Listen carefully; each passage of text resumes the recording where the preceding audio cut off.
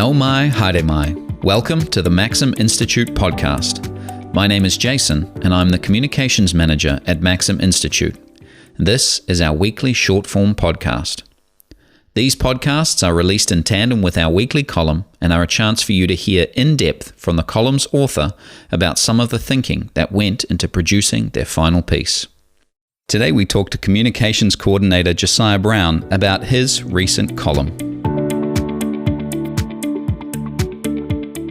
Josiah, welcome along to the podcast. Thanks for having me. First time, mate. Always good. Yeah, great. So we're talking about your first and most recent column for Maxim, Ask Not What Your Government Can Do For You. I love the title and the allusion to the Democrat who would not be a Democrat today, JFK. Very cool. Now, in there you say that you have this kind of quote, I guess, that you could say as a motto for New Zealand: in government we trust. Maybe we put it on our money or something like that. Just unpack that a little bit for us. Why would you kind of argue that that's one of our mottos, in government we trust? Yeah, well, going to the title, I was listening to his inaugural speech, JFK, and I thought, man, if you said that today, that just would not fly. It would be so flat, and yet at the time... Hard alt-right. Well, that's right, but at the time it was met with resounding applause and widespread agreement. And it was very unifying. He sort of talked about it as a victory not for one party, but for a nation.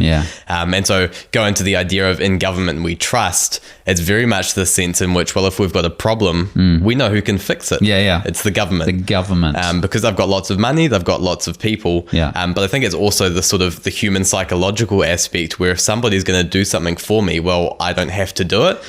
And so I think we need to flip that, because people actually should be responsible for themselves. Partly because they're actually, in some ways, best placed to know what their needs are and how to how to fix them. And if it's not them who knows those things, it'll be the people around them. And so rather than just sitting back, sitting on our hands, letting the government provide for us, which is actually really debilitating and has a really adverse effect on people's well-being holistically. Instead, people should be figuring out, well, what am I good at? What do I want to do? What should I do? And sometimes I wonder whether we even ask that question to begin with. What should I do? Is it better to stay at home and live off the government? Or is it better for me to do a job, to work hard, to sacrifice? But we don't ask those questions. Something that you said just got me thinking. If we have someone else who's going to do it for us, and so why should we do it? Do you think then we accept mediocrity from these other people because, well, at least I get something rather than me having to do it and have excellence? I think so. So the government can do something, but it can't maybe do it as well as, like you say, we could do it ourselves or the people around us could do it. But at least we don't have to do anything. So therefore, it's better the government does it. I think so. But that's really sad, I think, because it actually takes the joy out of community. It does actually take away the opportunity for family, for friends, for charities, for churches to actually play that really important role. In the piece, as I was researching, I realized how much money we spend on these services. And over the past 6 years, the spending has taken a significant increase. But the stats that we're seeing socially have actually sort of dived. How's that? How are those stats? Like, well, as you say, they're diving. What are those diving stats? Well, I mean, over the last 6 years or so, where we've had a 50% drop in people leaving school with an NCEA qualification. So that's now 15% of all school leavers with no NCEA qualification. You've got gang membership, which has doubled, which is really concerning. Doubled. My gosh. And then you've got 11.2% of our working age population receiving benefit payments as their main source of income. Which is staggering. That is a lot of our population. And you think about that generationally or cyclically, that's a lot of people whose parents aren't working. I heard a story of a guy who's got 6 kids. He was keen to work, really wanted to work, but he got more money by staying on the benefit. And so he's torn because you've got this financial incentive to stay home, even though he knows that it's better for him to go out and work to model to his kids hard work and sacrifice and diligence and all of those virtues that we tend to underplay. And the virtues that we want people to do, right? We don't want everyone to be stuck on the benefit or having to do that. Yeah. And I think actually we do people harm when we go, oh no, it's okay, you can stay on the benefit, that's fine. Because actually people need standards to rise to. If people have low expectations of us, we're going to fulfill those low expectations. You think of, at school, you think of those kids that play up and the teacher has really high expectations of them and they step up because the teacher has such high expectations. But when the teacher's like, you're always going to be like that, just leave it. They stay in that space and they never rise above. If the bar's so low you could trip over it, then there's no sense of achievement when you do something, right? But if you have to struggle and strive for it and you get it, there's that real sense of, man, I did something.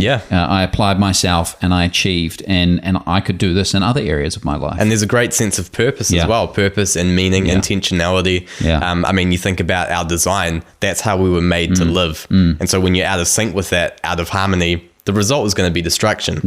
Yeah. Okay. So the government can't fix everything. We've kind of figured that out. Increased spending, but also decreasing results. So what is the fix then for us? What do you? Well, money's not the issue. So it's not the amount of money and all of that sort of stuff. Financial need is generally, with few exceptions, the symptom of deeper problems going on.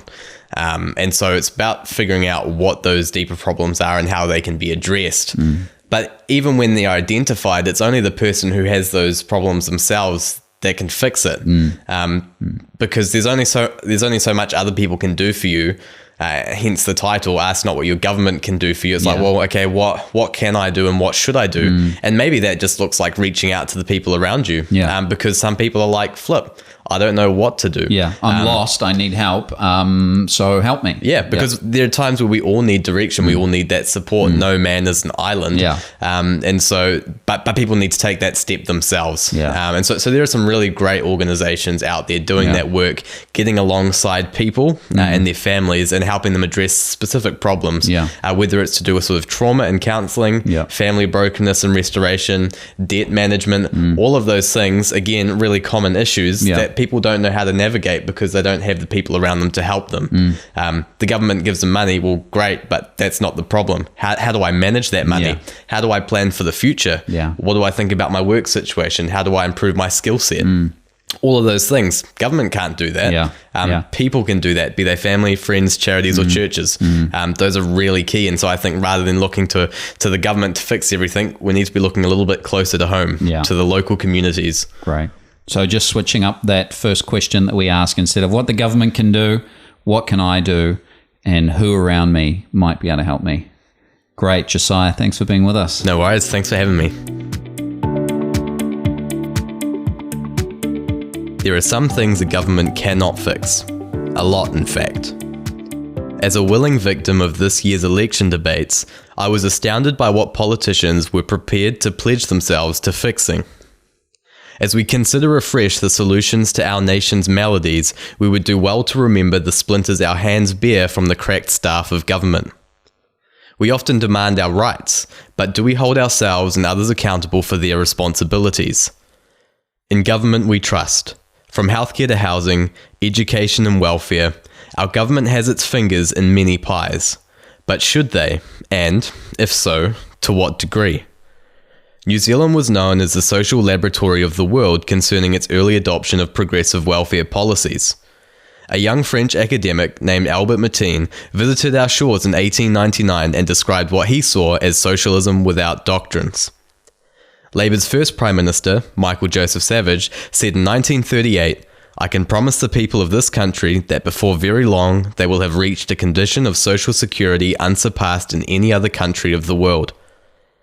Mirroring global trends, New Zealand went from a relatively modest rate of public spending, representing approximately 10% of GDP in 1910, to 41% by 1984, roughly what it is today. It would seem that Prime Minister Savage and those who followed assumed the self-evident good of this unsurpassed level of social security. So, are we better off individually or collectively by government assuming responsibility for our provision? Anecdotal and statistical data reveals ours is an increasingly dysfunctional society. 11.2% of the working-age population receive benefit payments as their primary source of income, an increase of 20% from 2018. 15% of school leavers have no NCEA qualification whatsoever, a 50% rise from 2017. Gang membership has more than doubled since 2016 to 8,875. All this while our public sector has ballooned, growing 33% over the last 6 years, and we have spent more on social welfare, healthcare, and education. The lesson we should take from decades of big government spending is this: we cannot buy our way out of this mess, which, ironically, has gotten worse the more we spend. With few exceptions, financial need is merely a symptom of the real problems. The government cannot fix these despite their promises to the contrary. Our hope lies in increasing personal responsibility, with citizens first asking, what can I do to improve my situation? Instead of first looking to the government when hard times befall, we should turn to those closest, people working with people, to rebuild what is broken. We need to support organisations like Te Whaka Ora Tangata and Christians Against Poverty, who practically help hundreds of families address real challenges every year. People need a hand up, not a handout. We need the courage to stop our ears to the siren song of big government. Thanks for listening to the Maxim Institute podcast. If you'd like to hear more from us and keep up with the rest of our research and analysis of politics and policy in New Zealand, you can sign up on the homepage of our website to get our monthly forum email and invitations to future Maxim Institute events. You can search and subscribe to us on Apple Podcasts, Spotify, iHeartRadio, or wherever you get your podcasts. From the team at Maxim, mā te wā, goodbye for now.